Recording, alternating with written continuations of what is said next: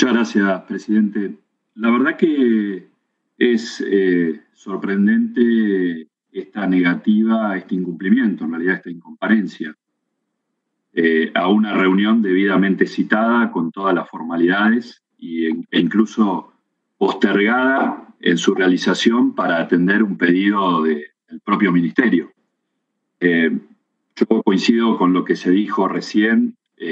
La competencia de esta comisión, como la de cualquier otra, no la define la contrapartida ministerial, sino la materia, lo que se está tratando.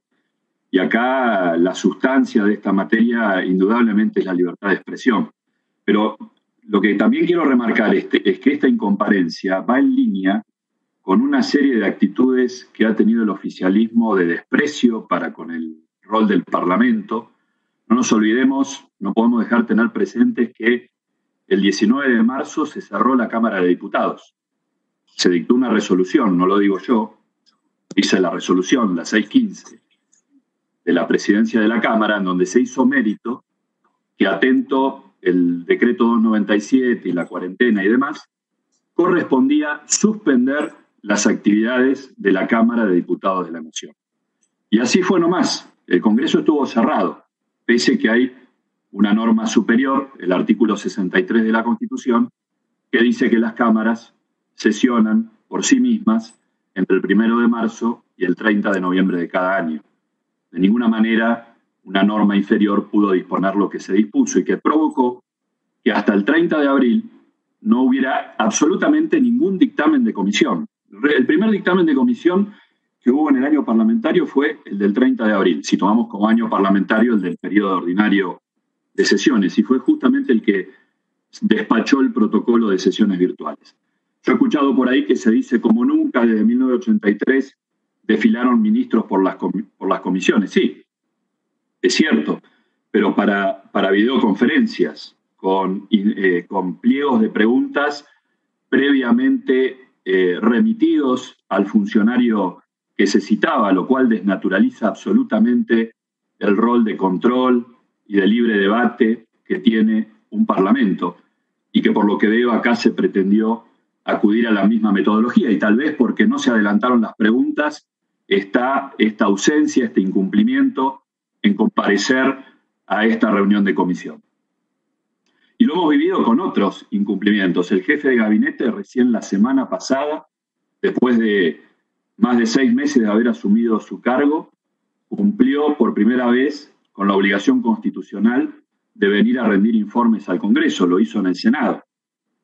Y va en línea también con los superpoderes y con todo un entorno institucional que realmente ninguna cuarentena, ninguna emergencia justifica semejante grado de desatención por lo que es el principio de división de poderes y por el rol que le corresponde al Congreso. Así que creo que no hay excusa para esta inasistencia. No hay nada, absolutamente nada, ninguna circunstancia, ni de competencia, ni de formalidad que justifique esta inasistencia, que es muy grave.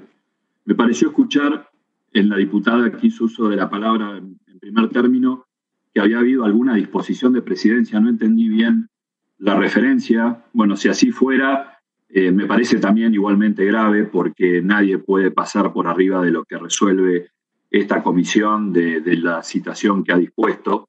En todo caso, si hay una cuestión reglamentaria, le corresponde a la propia comisión interpretarla y resolverla.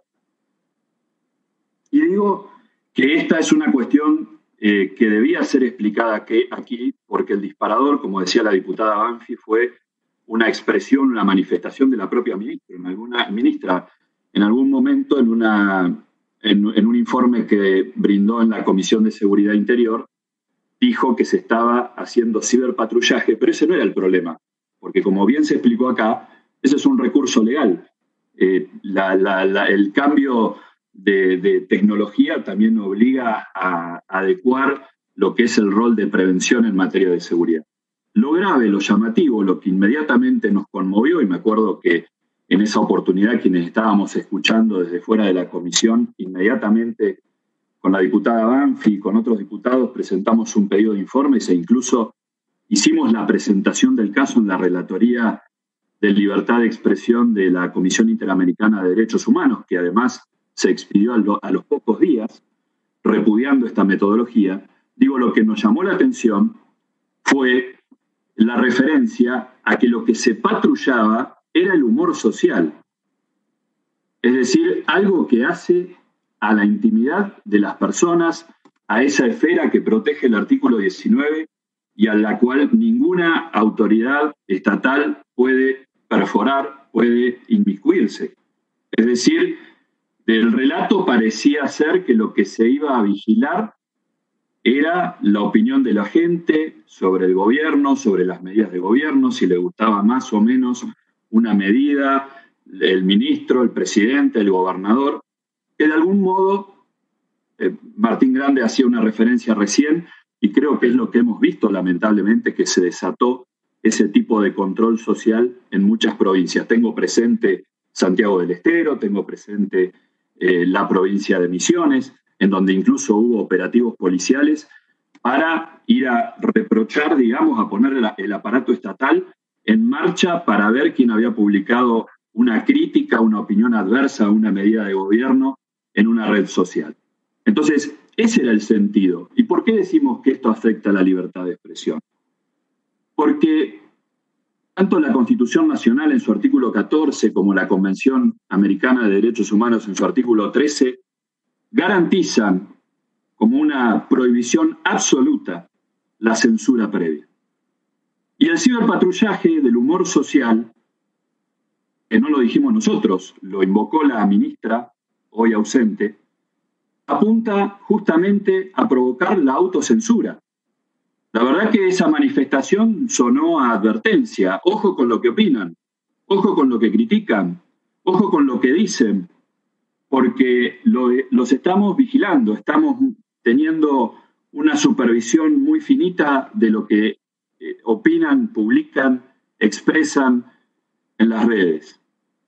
Y eso, lógicamente, a mucha gente le genera temor, le genera miedo, le limita su libertad de expresión, sobre todo cuando hay toda una prédica ahora tendiente a distinguir quién es crítico bueno, quién es crítico malo, quién es opositor bueno, quién es opositor malo, qué es lo que está bien decir, qué es lo que queda mal decir. Entonces, claramente, no solo con el protocolo, más allá del protocolo, con el hecho de que un alto funcionario o una alta funcionaria en este caso haga alusión a esa posibilidad, sin ninguna duda que eso coarta el derecho de libertad de expresión. Y por eso nos interesaba saber los detalles y dar nuestra opinión sobre las observaciones que tienen distintos diputadas y diputados sobre el protocolo en definitiva aprobado. Protocolo que se emitió como consecuencia del reproche que se formuló en aquella ocasión por nuestra parte, por diversas legisladores, como también por aquella comunicación que emitió la relatoría de la Comisión Interamericana.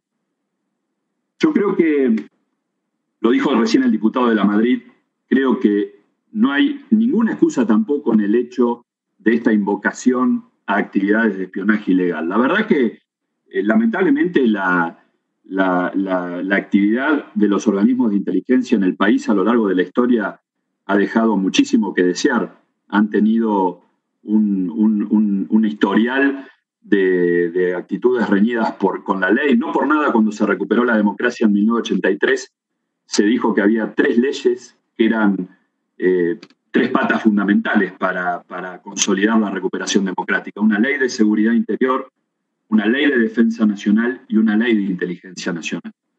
Y prohibir justamente el uso desviado de los organismos de inteligencia. Ahora, yo comparto plenamente lo que se decía recién. No hay que hacer análisis sesgados. Si alguien cometió un acto ilegal, por supuesto que debe ser investigado, juzgado, y si se comprobara cualquier tipo de actividad ilícita, condenado. Pero debemos poner todo sobre la mesa, porque las actividades desviadas de los organismos de inteligencia, lamentablemente, no comenzaron recientemente. Hay todo un historial. Acá se rememoraba el rol del general Milani, pero también tenemos presente el famoso Proyecto X, que se le había encomendado a la Gendarmería Nacional hace más de 10 años. Tenemos presente también que en ese allanamiento en el mes de agosto del 2016 en Calafate se encontraron carpetas con perfiles y con información relativa a dirigentes empresarios, a dirigentes políticos, a periodistas.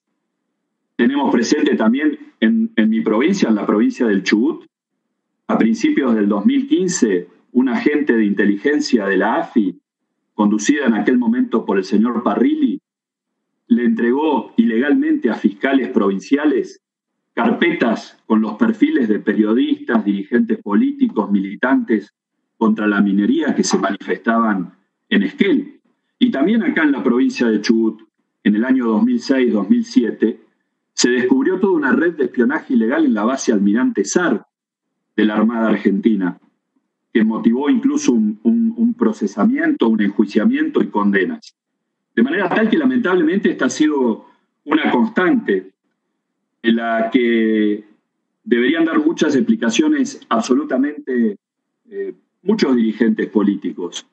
De manera tal que no creo que eso sea un motivo para invocar o justificar una negativa a comparecer, todo lo contrario. Creo que en todo caso, si hay que hablar de eso, hablemoslo, traigamos todos estos casos, traigamos todas estas evidencias que también se han colectado en muchísimas otras causas judiciales, en muchísimos puntos del país. Acabo de citar 2 ejemplos ocurridos en esta provincia. Y pongámoslo sobre la mesa también. En todo caso, es un motivo para reforzar este pedido, más que pedido, esta citación hoy incumplida. Creo que lo que ha quedado claro es que hay un propósito de evadir, dar respuestas. Es un tema que incomoda al oficialismo, es un tema en el que el oficialismo se metió solo. Cuando nadie se lo preguntó a la ministra, ella fue la que trajo a la cuestión esto del ciberpatrullaje, del humor social. Y pese a todas las explicaciones y pese a todo este protocolo con falencias, con observaciones que tenemos para hacer, lo más grave es que la evidencia, los hechos, dejaron puesto sobre la mesa con toda claridad que efectivamente hay ciberpatrullaje del humor social, que permanentemente tenemos comentarios, alusiones de distintos funcionarios respecto a los que convocan al odio, quejándose de los que convocan a protestar, como si hubiera que dar explicaciones en una democracia, en un país donde rige el Estado de Derecho, que alguien, aunque discrepemos con los motivos o por las razones por las cuales convoca una protesta, a un reclamo, a una manifestación, como si de eso hubiese que dar explicaciones, como si eso fuese una actividad que tiene que estar sujeta a vigilancia, a supervisión estatal. Me parece que eso está tan metido en el ADN de algún pensamiento político que cuando el inconsciente los traiciona emerge esta cuestión. Y ahora cuando hay que dar explicaciones, digamos, exponemos excusas para no acudir a donde hay que ir a dar esas explicaciones. Muchas gracias, presidente.